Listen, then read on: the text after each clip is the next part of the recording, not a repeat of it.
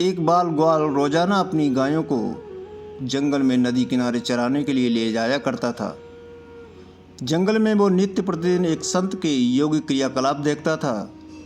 संत आंखें और नाक बंद करके कुछ योगिक क्रियाएं करते थे। एक दिन उससे रहा नहीं गया। उत्सुकता बस उसने संत से योगिक क्रियाओं के बारे में पूछ लिया।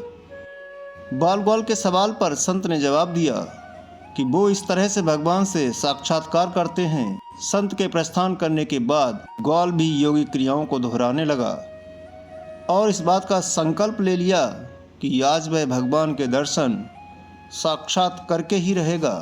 ग्वाल ने अपनी दोनों आंखें बंद कर लीं और नाक को जोर से दबा लिया। श्वास प्रवाह बंद होने से उसके प्राण निकलने की नौबत आ गई।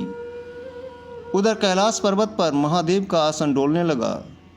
शिव ने देखा कि एक बाल ग्वाल उनसे साक्षात्कार करने के लिए कठोर तप कर रहा है। उसके हठ को देखकर शिव प्रकट हुए और बोले, वत्स, मैं तुम्हारी तपस्या से प्रसन्न हूँ और तुमको दर्शन देने आया हूँ। ग्वाल ने बंद आंखों से इशारा कर पूछा, आप कौन हो? भोलेनाथ ने कहा, वत्स, मैं वही हूँ जिसके लिए तुम इतना कठोर तप कर रहे हो। ग्वाल ने आंखें खोली और सबसे पहले एक रस्सी लेकर आया। चूंकि उसने कभी भगवान को देखा नहीं था, इसलिए उसके सामने पहचान का संकट खड़ा हो गया। उसने भगवान को पेड़ के साथ रस्सी से बांध दिया और साधु को बुलाने के लिए भाग कर गया। संत तुरंत उसकी बातों पर यकीन करते हुए दौड़े हुए आए, लेकिन संत को कहीं पर भी भगवान नजर नहीं आए। संत ने बाल ग्वाल से कहा, मुझे तो कहीं नहीं दिख रहे।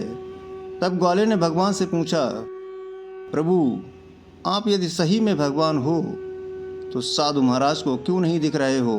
तब भगवान ने कहा, जो भक्त छल कपट से रहित सच्चे मन से मुझे याद करता है, मैं उसको दर्शन देने के लिए दौड़ा चला आता हूँ।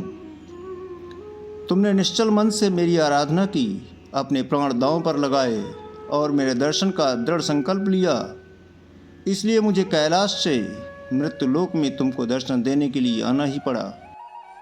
जबकि साधु के आचरण में इन सभी बातों का अभी अभाव है। वो रोजाना के क्रियाकलाप करते हैं, लेकिन उनके मन में अभी भटकाव है। इसलिए मैं तुमको तो दिखाई दे रहा हूँ, लेकिन संत को नहीं।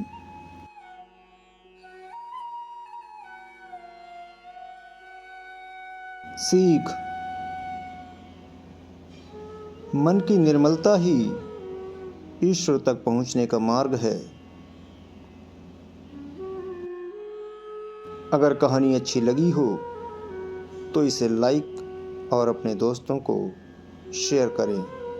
धन्यवाद।